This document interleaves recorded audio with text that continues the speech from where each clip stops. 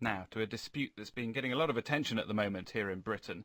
It concerns the suspension of a senior official at the human rights organisation Amnesty International. Gita Sahgal sent out an internal email expressing concern that Amnesty was risking damaging its reputation by being seen to ally itself with Moazzam Begg.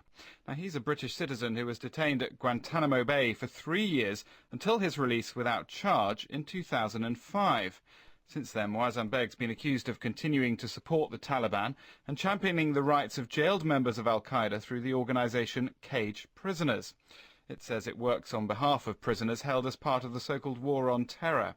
Well, earlier I spoke to Gita Sahgal and also to Asim Qureshi, who's executive director of Cageprioners. So first, why exactly had Gita Sahgal been suspended? I can only say that my suspension came a few hours after the Sunday Times article came out. It relates to Moazzam Begg. Why is he not an appropriate partner for Amnesty? Can you tell us about that?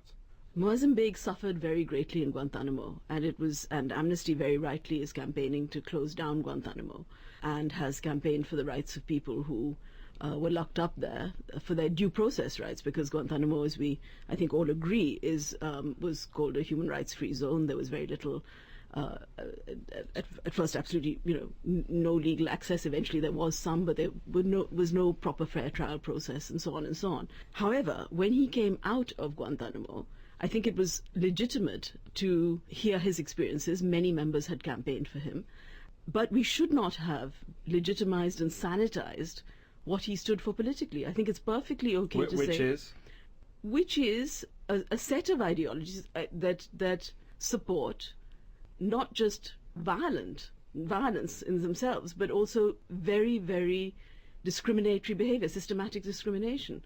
I think against women, not just women, women of course, but religious minorities, Muslims who don't agree with them. I mean, if you're not a particular kind of Muslim, then you're not a Muslim.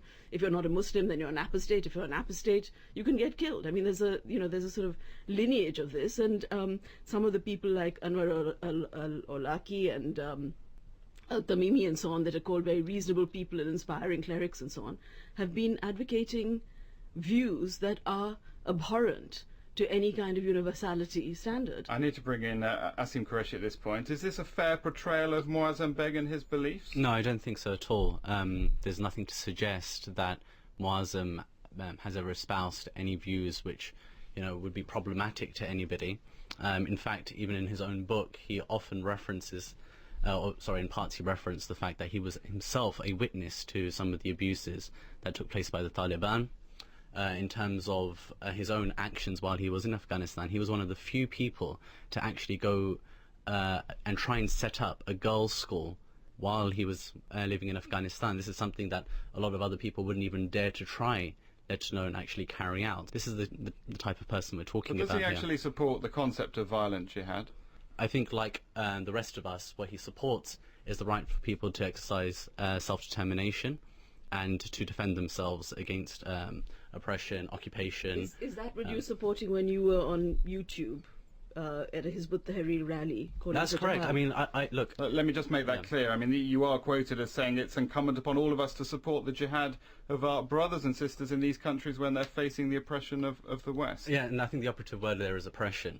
The point about this, and this is something I've always stood by and I've clarified many times, that when you're looking at situations like that in Palestine, Chechnya, Iraq, where you've got colonial domination, alien occupation, and racism, it is the legitimate right of anybody, as enshrined under the Geneva Conventions as well, Article 1 of the additional protocols, enshrines the right of self-determination in the face of these circumstances. Yes, and that is what I espouse, and I always espoused, and that is what Cageprioners stands for. Can I just come in there? Common Article 3 also outlaws indiscriminate attacks on civilians. And the organizations and the people that you, through Cageprioners, not just in legitimate defense of their human rights and their rights to due process, but their ideologies that are defended through Cageprioners, the people who you defend actually have supported attacks on systematic discrimination against minorities. I think the point I want to get across is that I have a view on Cageprioners. And actually it's not so much that I'm interested in debating it with Asim Qureshi. He obviously has his views on his organization. What the questions I raised with my organization were how we had come to such a close relationship with cage prisoners when there has been, as far as I can discover, a weight of expert evidence within the organization that would have advised against it and had advised against it. I believe that I have an obligation to understand how a relationship that I think is fundamentally damaging came about, and really I would be very willing, as you have generously offered, to meet you to discuss what it is, so for you to put on record, because I understand when the Sunday Times journalist spoke to you, you said Amnesty came to you. Is that correct? Actually, our initial contact, I remember, between cage prisoners and Amnesty was in 2005, when we took part in a conference that Reprieve organised with them. And I'm not aware, I can't remember whether it was Amnesty who invited us to take part or whether it was Reprieve, but that's the legal rights organisation. That's right. It's a legal charity that also represents people on death row and who are detained in the war on terror. In terms of our relationship, the relationship is very simple. Cage prisoners, we advocate on behalf of those who are detained as part of the war on terror, people who have not been given due process.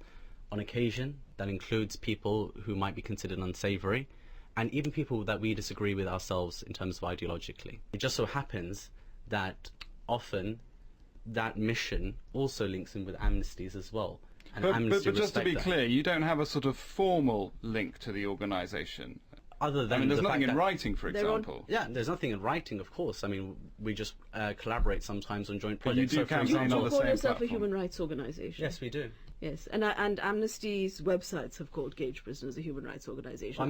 Well, I'm just wondering how human rights fits into cage prisoners' support for Anwar al-Awlaki, who's the cleric who, supported the recent massacre at the Fort Hood Air Base in the United States. He described it as heroic. That doesn't sound like human rights. Let me be clear that Cage Prisoners from its very inception has unequivocally condemned attacks on innocent civilians. Anwar al-Awlaki is an individual who was detained without charge or trial in Yemen.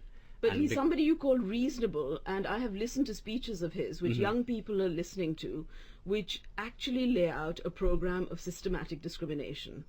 And I think that it is very dangerous if somebody reaches an Amnesty website, then reaches cage prisoners through an Amnesty website, and then from cage prisoners finds Anwar al-Awlaki, where he's setting out what he believes a proper Muslim should be. I think most people are discerning enough to figure out things for themselves. Well, maybe at this point it's a good time to just say what Amnesty International have told us.